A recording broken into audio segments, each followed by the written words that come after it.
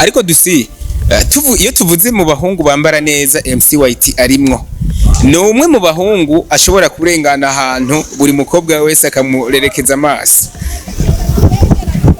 Were ni gute wowe uvuga yuko MC White kuri wewe ngo ari umuntu asanzwe mu gihe ari umwe mu bajene bakiri bato bambara batungana telefoni nazimvye?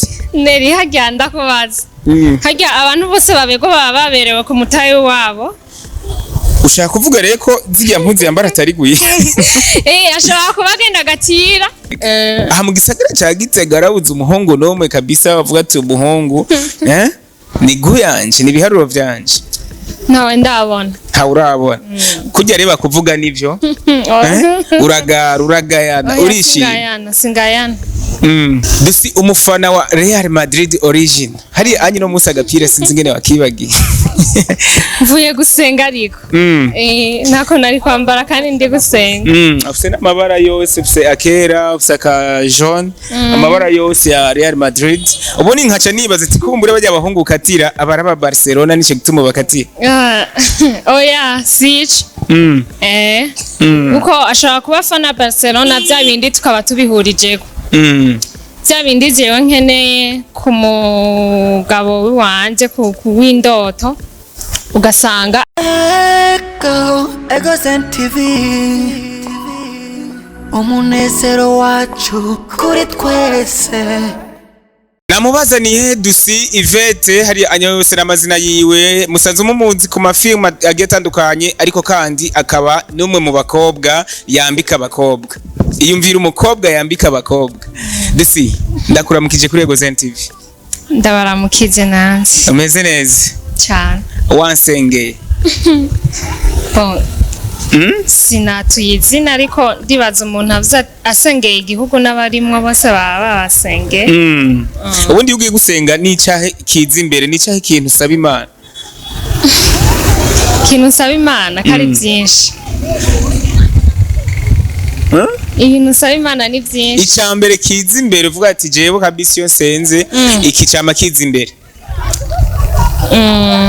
Kintu ndayisaba. Hajya niki.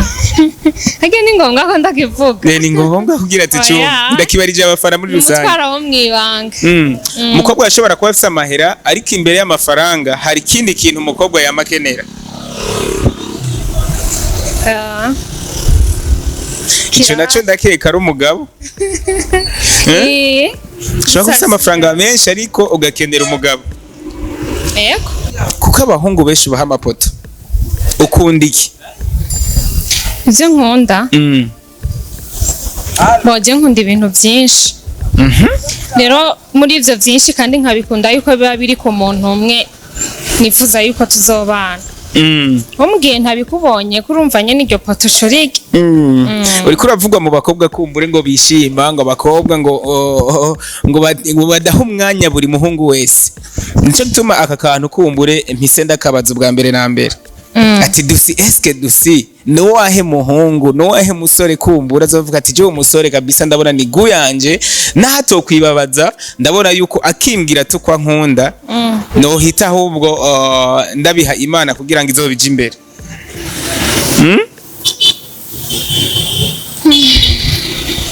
Uwo muhungu arahari. Arahari. Gusa ntaraboneka. Aha mu gisagara ca Gitega arabuze umuhungu nomwe kabisa bavuga ati umuhungu ni guyanje ni biharuro vyanje. Nawe ndabona. Ha urabona. Kujya reba kuvuga nivyo? Uragayana urishimye. Singayana. DUSY umufana wa Real Madrid origin. Hari anyi no musa gapira sinzi ngene wakibagiye? Mvuye gusenga ariko. Nako nari kwambara kandi ndi gusenga. Afise n'amabara yose, afise akera, afise ka jaune, amabara yose ya Real Madrid. Uboni nkaca nibaza ati kumbure bajya abahungu Gutira abaraba Barcelona nico gituma bakatira. Oya, sici. Uko ashaka kuba fana Barcelona bya bindi tukaba tubihurijeko. Bya bindi jewe nkeneye ku mugabo wanje ku windoto ugasanga arabifise ariko afana Barca. Rero aho nta kaboza. Ubundi muzungu iyo umubonye yo muhoye mubona mwiki MC White. ndamubona mwiki ni umuntu asanzwe MC White arasanzwe umwe mu basore bambara neza afise akanoti none kwambara neza n'izo noti bisigura yuko aho bundi yo gutumbera ukamwankira ukamukatira harya burya numwankira neza cane Lucy tutabeshanya ndakeka ko MC White aragutumbereye Yvette DUSY kabisa ndagukunda numwe mu basore bambara numwe kandi mu basore batunga telefone zizimvye cyane hari anyurona ko umutera ipoto vy'ukuri akagenda nkuko wamugirira abandi neza cane abigeme baramuhurumbira MC White muri kumwe n'umuntu ugumubona ama message abigeme bamwandikira ushobora gutewe kumva kuvuga yuko wewe yo gutumbera ukamukatira je muri abo sindi mwamuhurumbira ariko tutabesha abo bamuhurumbira bashobora kuba bamubona ko ibintu batarabona we vyose rero warabibonye harya niko nkubwiye we vyose rero warabibonye rero oya ntavyo ndabona gusa bon ugiye kureba ntabwo yambara neza gusumba abandi ntabwo ari mwiza utamubanira igihagararo gisumvye ivy'abandi zewe numva atonkurura nyene numve no muhurumbira nk'abo bandi ariko DUSY iyo tuvuze mu bahungu bambara neza MC White arimwo ni umwe mu bahungu ashobora kurengana ahantu buri mukobwa wese akamurerekeza amaso were ni gute wowe uvuga yuko MC White kuri wewe ngo ari umuntu asanzwe mu gihe ari umwe mu bajene bakiri bato bambara batungana telefoni nazimvye neri hagenda kubaza hajya abantu bose babego baba baberewe ku mutayi wabo ushaka kuvuga rero ko ziriya mpuzu yambara atari guye ashobora kuba agenda agatira muri twiya dufaranga twiwe dukaronka si duke MC White afise amafaranga ugaca usanga aragiye nko gukota umuzi akayambara rimwe canke agatira ubu twoja muhiriwe kabisa ntitwosanga portemanteau zaruzuye amabegi kumbura yaruzuye zishoboye kuba zuzuye muzo yatiye agaca nazigumana rega rero abantu bameze uko umuntu akaza akagutira imuzungu gudusinguramo baho kaviste kawe shangu uzoka ntize nje ku rubanza ukakamutiza ukazorindira yuko akagurukana ukabibura rero muri uwo mwanya ngiye yatiye nk'impuzu nka 30 mu bagenzi 30 urumva yuko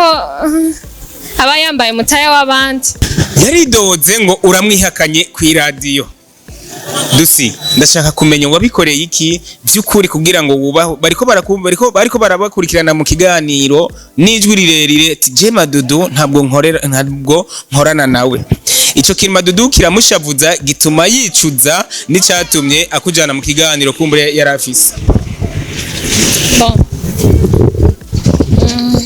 ntabwo namwihakanye kandi kuba twarakoranye muri film Urukundo rw'Idayimoni umva ko twari twahejeje gukorana ahubwo ikintu navuze naramubajije harya urafise team n'ivyo kubera ko yarahejeje kuvuga yuko afise team kandi nanje nkabanzi yuko atatima afise yavuze yuko atatimu afise ari urunani urumva niyo mpamvu nabivuze uko onye hama niba byaramubabaje mani ati umwana nivyariye jewe ndamwiza gukina filme guhera mu ntango ari anya kwigiza ati nturaye muri kamera akwigisha buri kintu cyose birangira ngo mwihakanye harya naramwihakanye ari nawe yakwigishije gukina kwactinga kwifata neza muri kamera kumbu nivyo byo wemera rero ko ari we yabikwigisha harya navyemeye cyane nabihakanye no ndiko ndabibaza ubundi ntabyo wemera rero kabiherere muri kabazi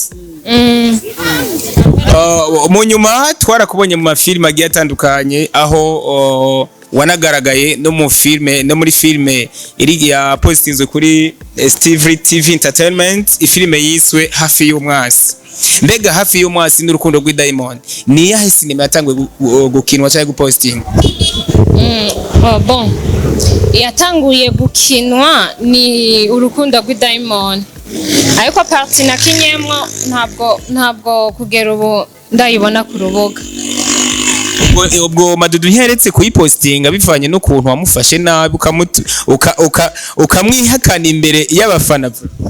None nyimba yarahevye kuyipostinga ninda z'abahonze ninda z'abahonze hagati yiwanje n'amadodo cyangwa uzomusaba imbabazi ati nka mwarimu wanyigishije gukina film gukina cinema ati mbabarira naradekonye hariya anye nta mugabo adacibwa.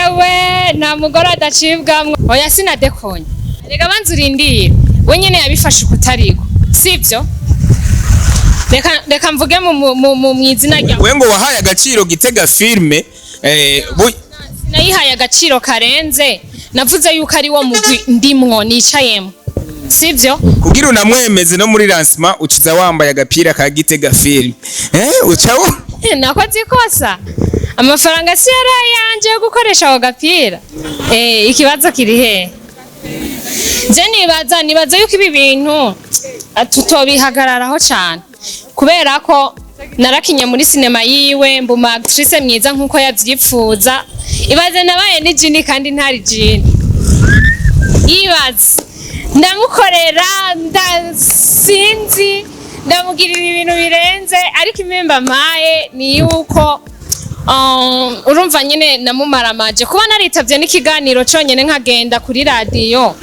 ubundi urumva nyene akantu wamukore ni faveur.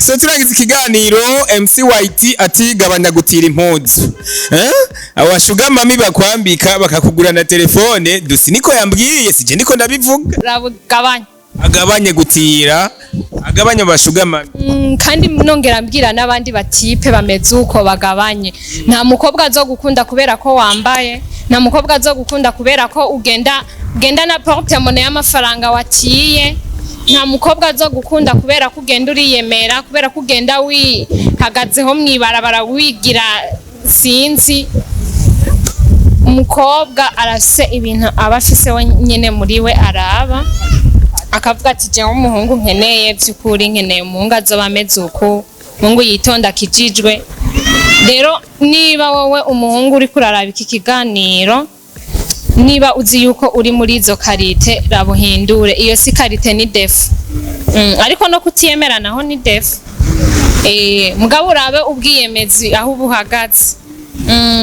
DUSY arahari asanzwe ari umu actrice mwiza cyane ariko kandi mbega DUSY nta mbuga wewe usanzwe nivyo uri umu tiktoker akomeye cyane